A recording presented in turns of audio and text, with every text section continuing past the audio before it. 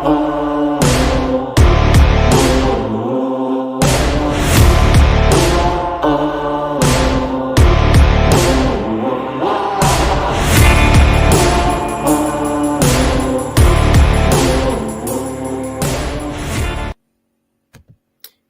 evening and welcome to another episode of Confidence Culture Conversations. Welcome. Today we are on episode 92, and I will just give a few minutes for my co-host to join me. But while I wait for her to join me, let me know who is joining us today and where you are watching from. Let me know who is joining us and where you are watching from. We are continuing on our series of becoming a person of influence. So this is part 2. We discussed part 1 yesterday. If you missed it, please go onto my YouTube, onto Coach Kirubai's YouTube, and you will catch part 1 there. So, Coach Kirubai, how are you? Welcome back. I do not know what happened to me today. The system just kicked me out. Well, we were having a sex. But you know something? I'm here now. I'm very present. I'm intentionally present with you, Elizabeth. I'm well. We had a great conversation before we started, but you know what? We have a little bit more conversation to go on today on confidence culture conversation. Mm-hmm. And my co-host, Elizabeth Olijimi, is one fantastic firecracker, I must say.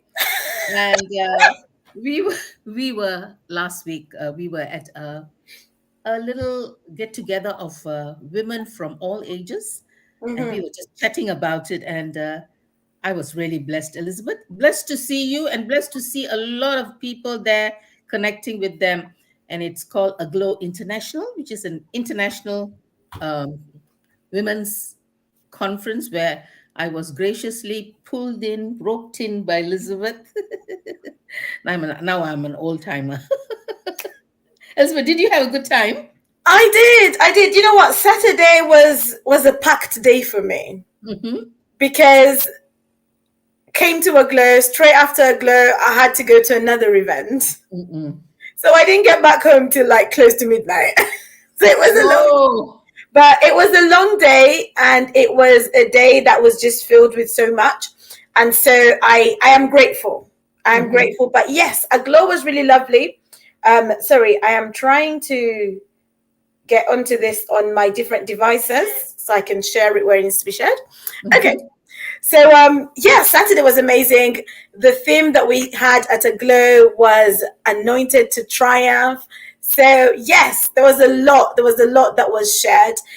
If you want to know more about Women Aglow, please feel free to get in touch with myself or with Coach Kirubai, or you could even just go on Google and you'll find some information on it. But reach out to us. We would love to introduce you to an amazing group of women who are passionate in prayer, passionate in outreach, passionate in enlarging the kingdom of God.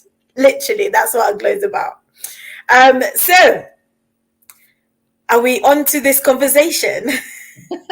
Yes, let's go on with our conversation today. And of course, we are going to dive into this book of called Becoming a Person of Influence. Mm-hmm. And we have covered last week, Elizabeth, we did quite a bit of coverage for the person of influence has integrity with people. Mm-hmm. If you are a person of influence, you need to have integrity. Which is one of the key ingredients needed to be a person of influence. Mm-hmm. And the point 2, or the question 2 that we kind of covered was a person of influence nurtures other people, basically talking about us or other people mentoring others.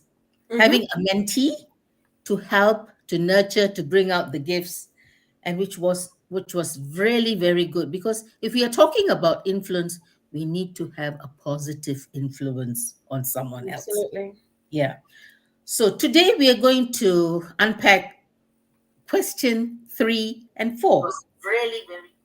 A person of influence has to have, do you believe he has to have faith in people? Mm-hmm. And the point I see is, Elizabeth, many people do not have faith in others because they fear themselves, Oh, wow. a fear of unknown. Mm-hmm. And, or it could be fear masked with the fact that they could be very condescending. They don't want to be shown as a person who has a good standing by believing in someone.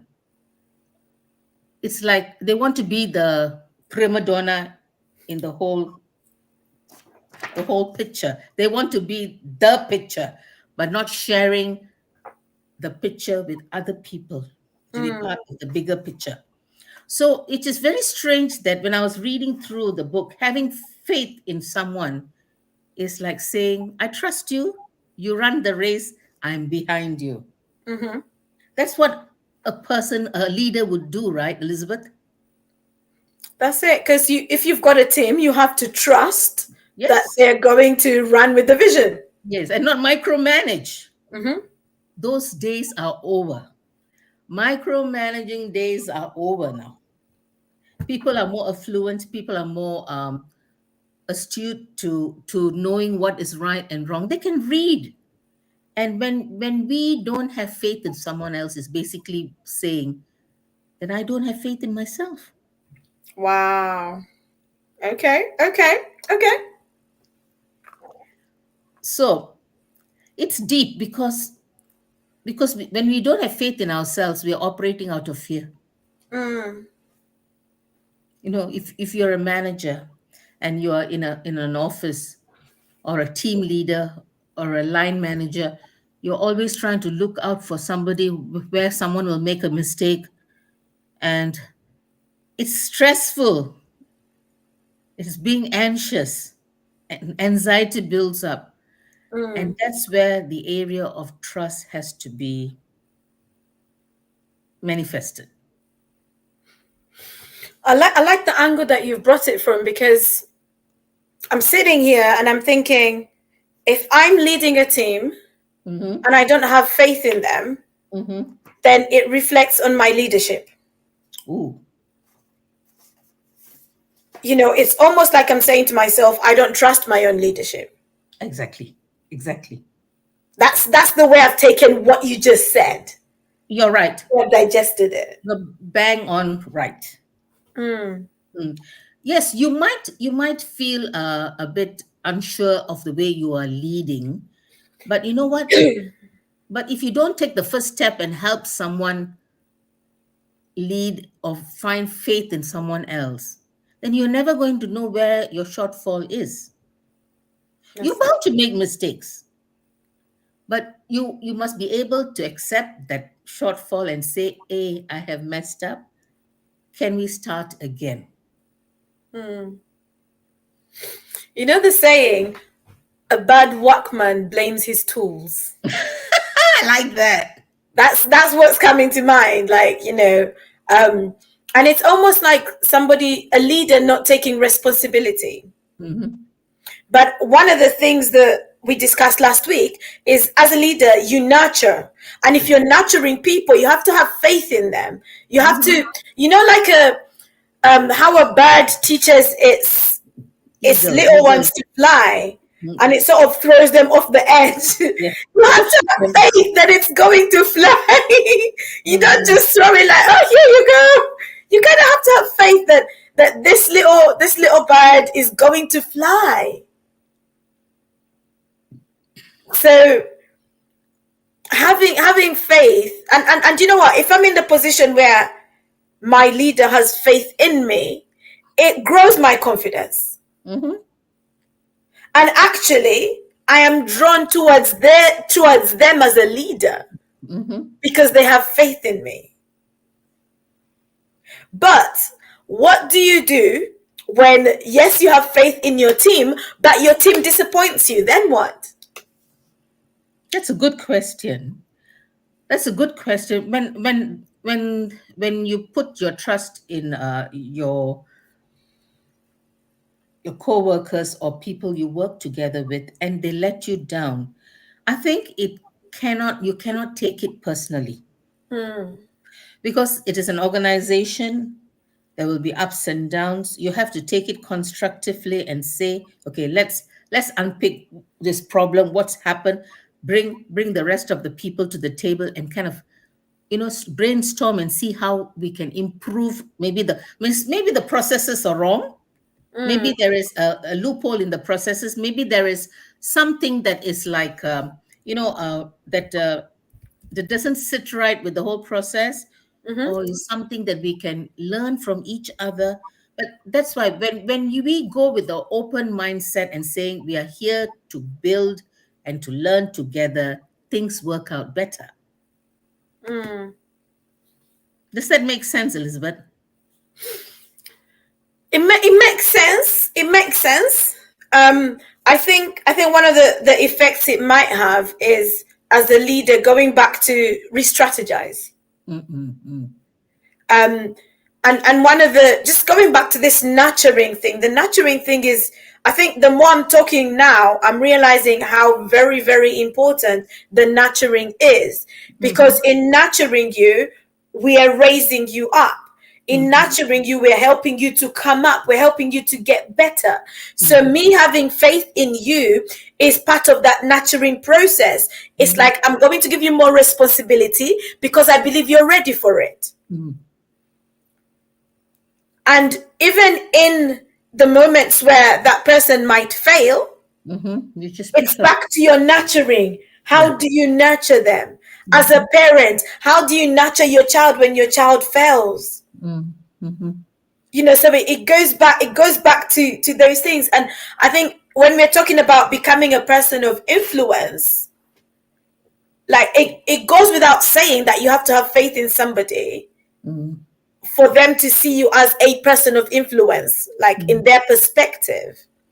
And once you're able to nurture them as well, even in the moments where they fail, because that influence will drop if, when I fail, you step on me instead of nurturing me, then your influence is going to reduce over me, mhm, because I'm like, this person hasn't got my back, this leader hasn't mm, got my back. mm, But mhm. the more you're able to nurture, the more you're able to have the integrity, the more you're able to have faith, you're helping me to grow. My confidence in your leadership is growing. So going back to, let's say now, I left the banking industry, 20, A couple of years ago. 25 years ago. Mhm. Okay. And I was a frontliner because I was in relationship banking, I was in retail. And those days, we were just left to fend for ourselves. Nobody we were trained and then they let loose, and you had to grope. Nobody kind of mentored you. You make mistakes, they'll point, all the fingers will be pointing at you. Nobody is there to care for you. And it was really hard, Elizabeth. It was really hard. Leadership,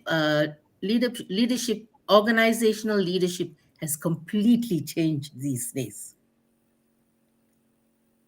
I think they assign a mentor to each person now, right? Mostly Well, in most places, right? You'd like yeah, to think that. yeah. I never had, and lots of things I learned. I groped and made mistakes, and my I wouldn't say I had very good experiences, but you know what? I survived because I was very resilient. But these days we have this mentorship and building a good rapport and working together in a team, and that's such a blessing.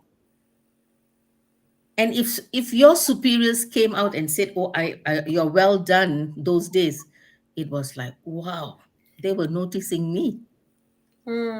Yeah. But you know what? We thank God that even this today, as we discuss about this, be a person of influence. I like the point where you said that, it goes back to the fact that how did we nurture that person? Yeah. And you mentioned something earlier on. I think when there's the lack of faith as well, there's a fear. I'm scared of trusting you. Yeah. Because you might not deliver what I need to be delivered. And actually, I would rather do it myself because I trust myself, but I don't trust you. Yeah. And so honestly, it falls back on the nurturing. It really, like, the more it hits in my mind, it falls back on the nurturing. And if you don't get the nurturing right, the trust will not be there. I won't have the faith in you. But if I trust the way I'm nurturing you, I should be able to have faith in your abilities, your skills, your delivery. Yeah. Yeah. So I guess for anyone watching this and you're probably thinking, okay, like how do I grow in my leadership? Find someone to nurture. If you're in a work environment, nurture somebody, grow them, and don't nurture them with a hidden agenda. Nurture them because you want to see them thrive, because you want to see them doing well. And as you're nurturing them, like, trust them to even make mistakes along the way, because your mistake doesn't have to define you. Now, I'm sitting here and I don't want to talk about the US government because, Kirubai, I know that me and you might clash on this one. But like an example of what happened with this situation of communication. And it's like, hello, beep, beep, beep, this is a bridge. Like something happened here. Who takes ownership? Who takes responsibility? Because part of leadership is taking responsibility.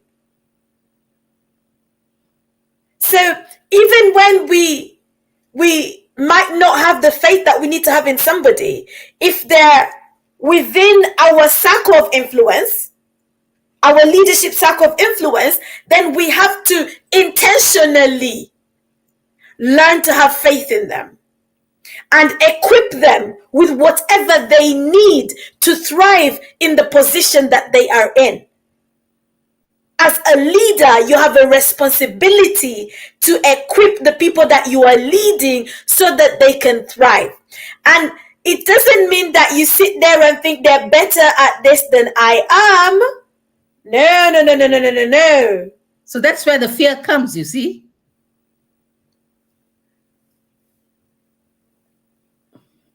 That's where the fear comes. So we need to push past the fear. Yeah. And when you say equipped, I think you're also speaking about giving them the right tools, right? Yes. I can't tell you to go and, I'm thinking of a very basic, to go and dig the garden without handing you the hole to dig. Yeah, that's right. Literally. So yes, having the right tools, and this is part of nurturing, isn't it? It's making sure that they have what they need to do the job. And Kirubai, I hear you on the fact that sometimes we don't always have in an organization the onboarding that we need to have. And sometimes this is where, like, people might not always feel comfortable in a particular organization because maybe the way that they have been onboarded has not been it's not helped them, it's not nurtured them. I think for me, when I worked in the bank, the way I came in, somebody was given responsibility of me. So they mentored me, they coached me, they And if I went out to do an activity, the initial time I went out, they would come along with me. They would show me how it's done. They would watch me do it. They would give me feedback, and then I was let out to go and do stuff by myself. But the whole time I was there, they were responsible for me.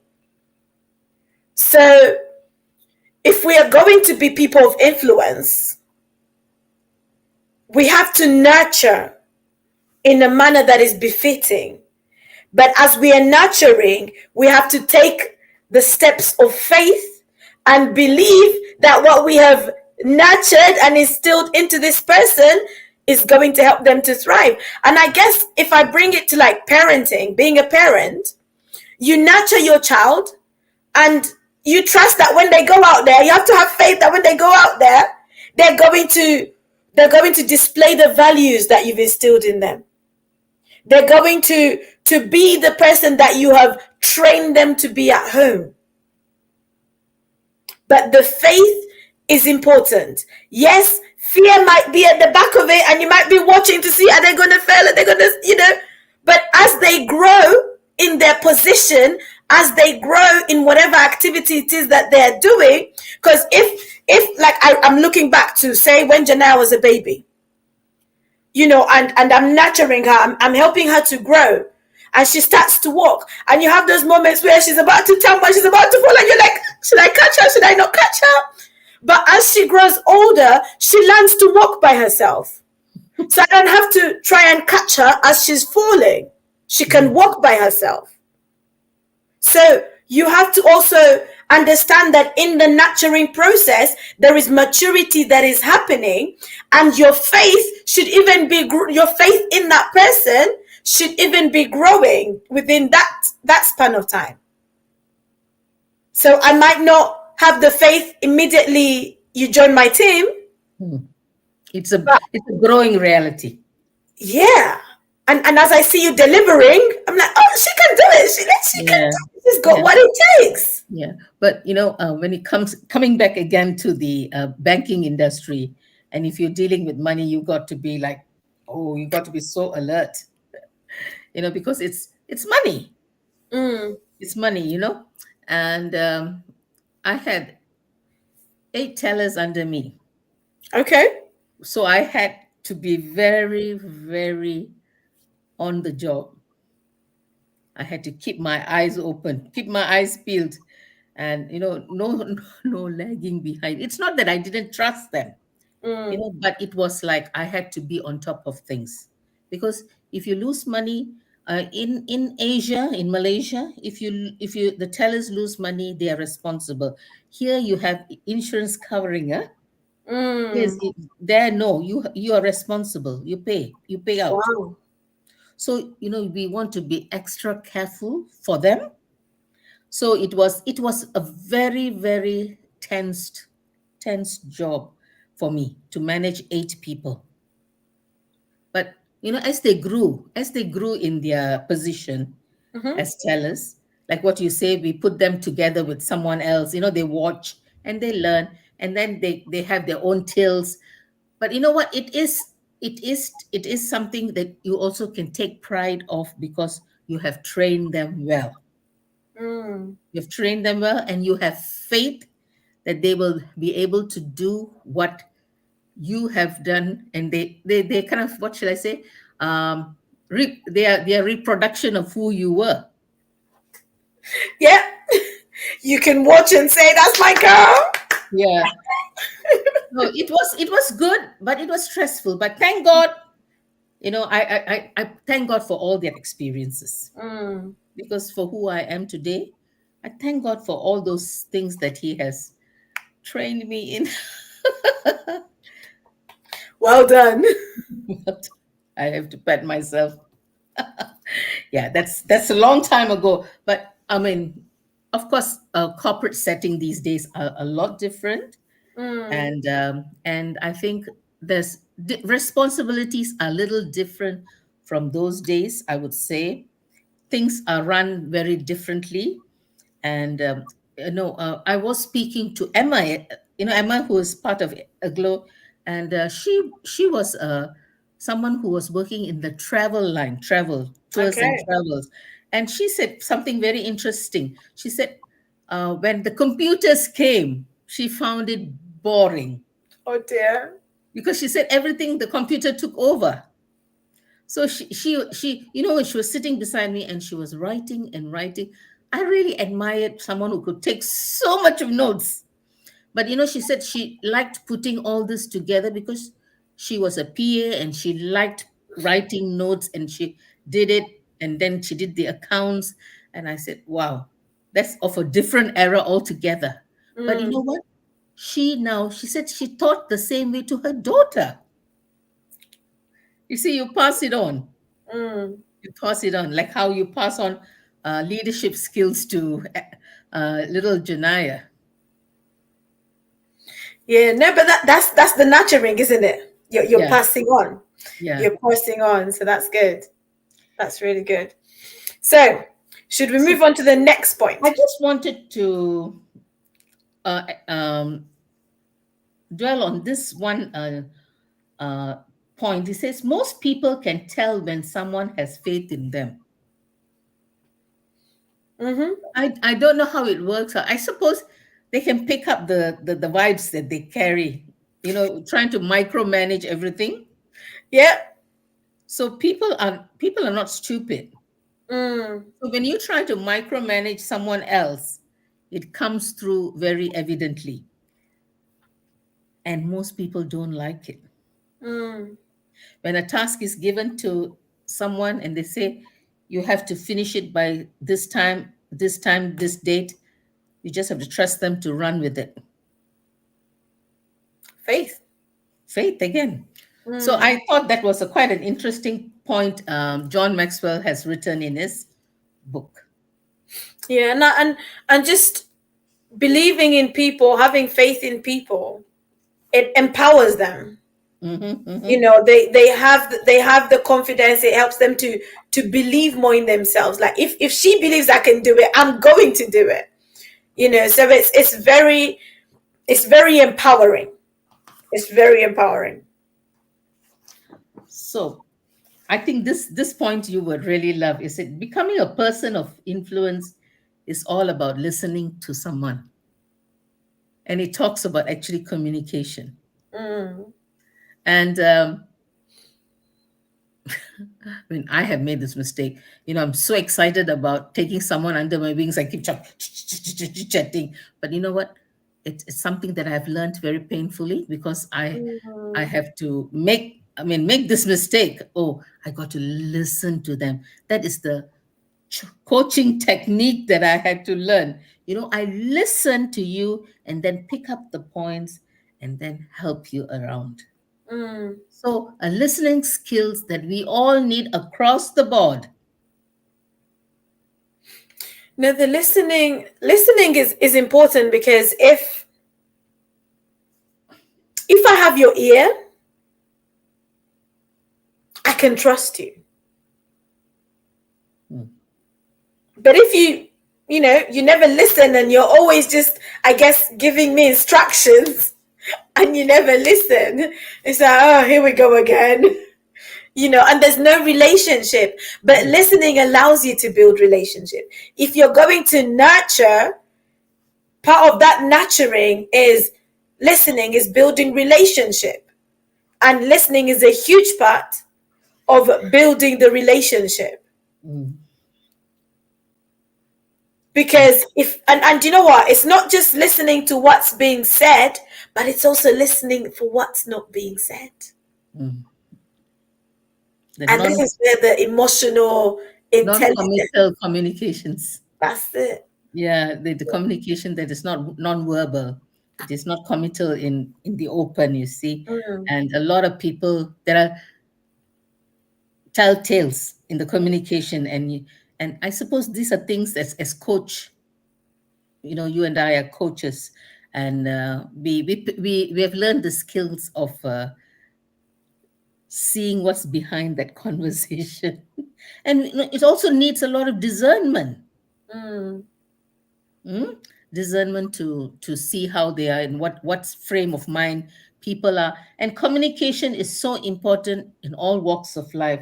And this is something that it got my eye. It says you'll never know how close you are to $1 million idea unless you're willing to listen. So there could be your future in someone's conversation. So your lack of listening will cost you. Yeah, it will cost you, or it can cost you to be that billionaire, the new billionaire, the millionaire, the trillionaire. So, but you know what? The verse in the Bible: be slow to speak and be quick to listen. So it is written that as we listen and we are slow, I mean, we are not slow to judge or slow to throw our words. To be a keen listener, it shows that you are a leader in yourself. It makes a difference. And listening with the intention of really understanding somebody. Mm-hmm. This going back to building relationship. So listening in such a way that something sticks. Sometimes we're listening and we're just listening, but we're already generating our next whatever we're going to say next, our next statement, our next question, but we're not really listening to what the person is saying. Mm-mm. So really listening in for what they're saying, and like I said, what they're not saying. And it's really like the question of how are you?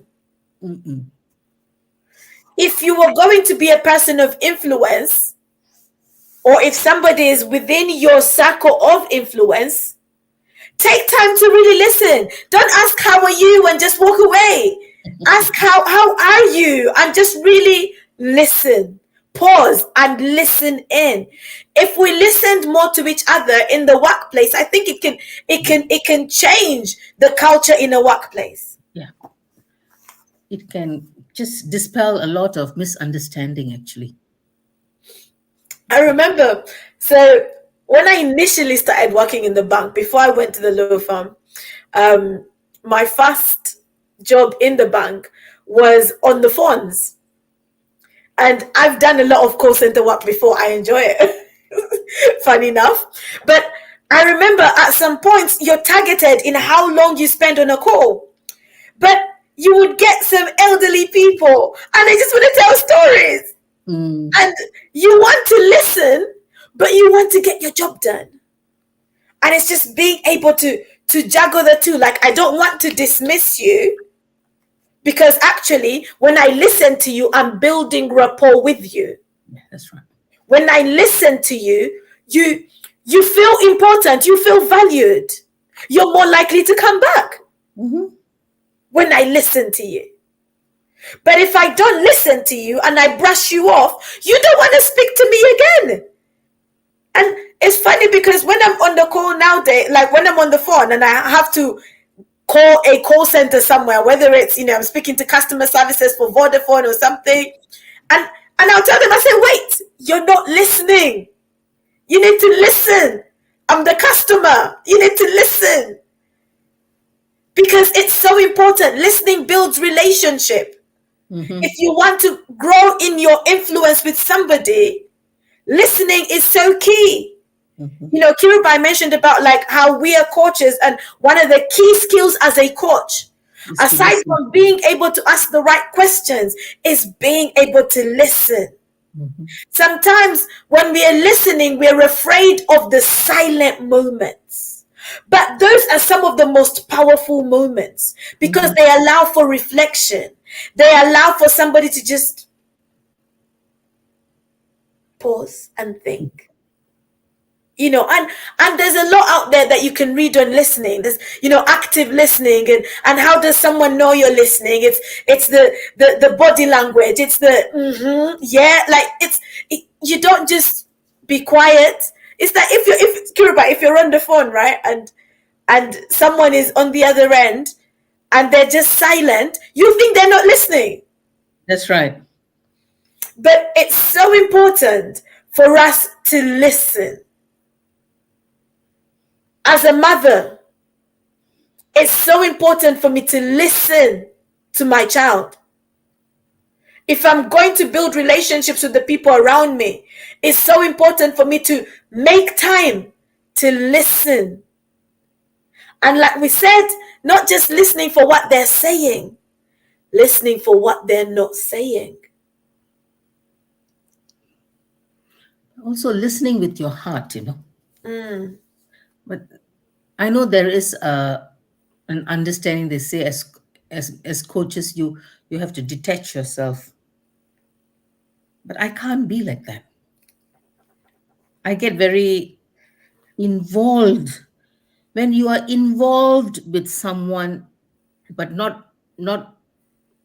but still respecting their boundaries, but you need to be involved. When you are involved, you kind of, your heart is involved with them. They're paying you. Let's use the word present. Let's use the word present. Okay, you are present with them. Yeah, present with them, and you partake of the problems that they are going through. You're sharing.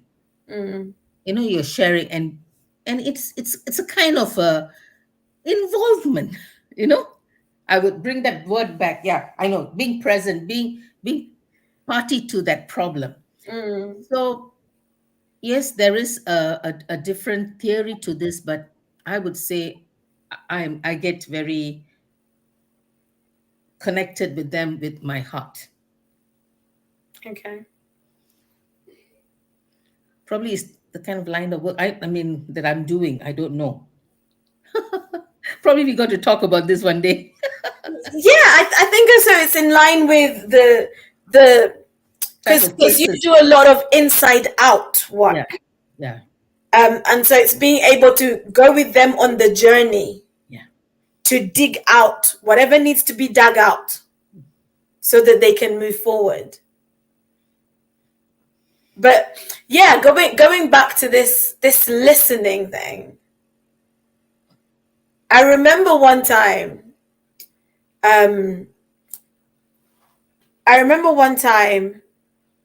somebody talking about like prayer, and how sometimes when we pray to God, we don't stop to listen. We come with our shopping list. We come with our list of things that we want to pray to God about. But we don't take time to actually wait. Hang on a minute. Just maybe God wants to speak to you. So maybe you should listen. So making room to listen. And if we talk about like working within an organization, from a leadership perspective, making time to listen could even be, Kirubai, are you available to go for a coffee now? Let's have a 5-minute coffee break, 10-minute coffee break, where we are not actually talking about work.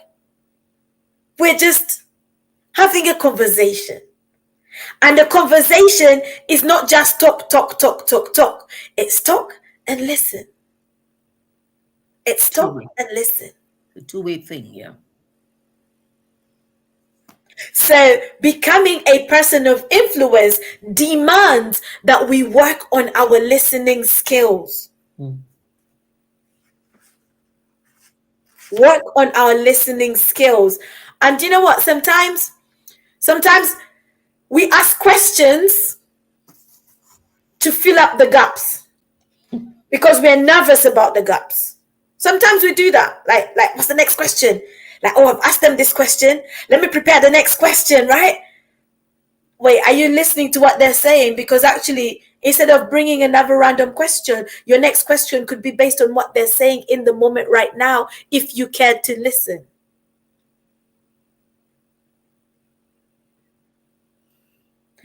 Listening is a skill that is developed. Over the years, yeah. It's developed. And it takes intentionality. It takes intentionality. Being able to sit down and just like, okay, I'm going to give my time to really listen. And listen without your mind wandering off to, oh, I left this at home. Oh, this is what I'm doing at 5 p.m. Oh, sorry, what did you say again? Just listen.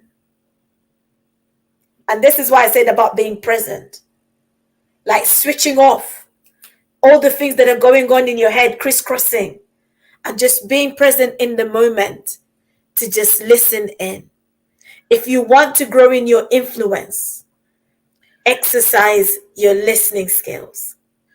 So how would you relate this listening skills, or engage in listening skills in a relationship setting between two people, between husband and wife, your partners? And I think personally, we are both married. We have our partners. I suppose one of the things is, as we get get into a relationship with someone, it's understanding each other's communication skills. Mm-hmm. Like for me, being from Asia, coming to this country, half the time I didn't understand my husband's slang because he spoke very fast. So there I had to tell him, I said, please slow down. I need to understand you. And speaking Cockney even will take you to another level. Oh, you went and had your barnet done. So I was thinking, what is this man talking about, barnet? Because it was two different language we were speaking. But you know what? Over the years now, 15 years, I've come to understand how he communicates and I communicate. So it's a growing reality. It's something that we push through and grow. But I believe now, doing a lot of counseling in these areas of relationships, one of the biggest issues that people have is one not listening and one always talking. And it's very sad.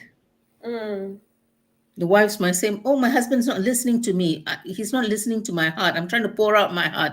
He's not listening. And the husband says, my wife is all the time talking and talking and talking and talking. So how are you going to strike this balance? How are you going to have a positive influence on each other in the area of your relationship and marriage? Did you have any encounters like that with Tunji? Not necessarily, but every so often, I'll sit down and like just let's talk, like just or we'll be on a walk and we'll have like deep conversations, not just the general chit chat, but actually just deep conversations. And I think it's being able to, part of the art of listening. When you really take time to listen, it empowers you to ask the right questions. It gives you the key to digging deep. Because when you're not listening, it's surface level. But as you listen and you listen to understand, you listen with your ear, your heart, you listen, you're able to go deeper. Like, oh, I'm really sorry that's what you're going through. I'm sorry that's, and you're able to kind of dig deeper and deeper. But when you're not listening, you're just bouncing, pum, pum, pum, pum, pum, shallow. It's very shallow. So it reminds me of the book John Maxwell writes on communication. Everyone communicates, but few connect. Great book, actually. And yes, and what levels are we connecting to one another for a deep conversation? There was something that John Maxwell said in that book, the book on communication, and it was kind of around, I think he went to deliver a talk somewhere, and let me get this right. He went to deliver a talk somewhere. I think it was somewhere in Europe. He was delivering a talk, and he listened to like other speakers present what they were presenting, and he thought, okay, I could come and show that I'm all perfect, but actually, rather than doing that, like let me come and express like my inadequacies or my failures. Let me talk from that perspective, because he listened to the room. And as a speaker, one of the things you have to get into the habit of doing is listening to the room, being able to discern where the people in the room are at, whether it's something they're saying or just it's their demeanor, their body language. Yeah. It's being able to catch that. And I think when you're listening and being present, it helps you to be able to say, okay, this is where the room is at. So instead of me coming from here, let me come from here and raise them up. So the listening will help us in any environment, like in any vocation, any place, any sphere of influence you find yourself in. Developing a listening ear is going to go a long way. Now, being a good listener doesn't mean you never speak. It doesn't mean you never speak. Because you still have a voice. Because I think sometimes we hide behind, I'm listening, but we're not engaging. So listening doesn't mean I don't engage. Listening means I'm also going to engage. And it might just be that I'm processing. But I will engage.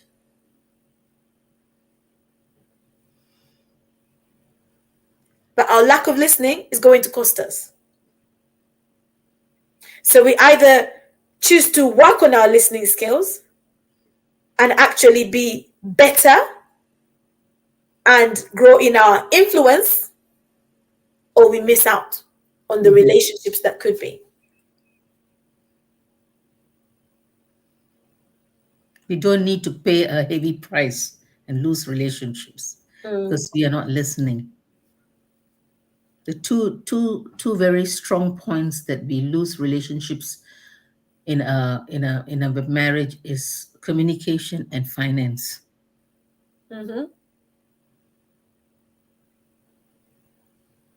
It's very, very, very prevalent in broken relationships. And you know what? Listening is very interesting because sometimes we're listening for what we want to hear. Yeah. Oh yes. And not really listening for selective listening. What is the real issue?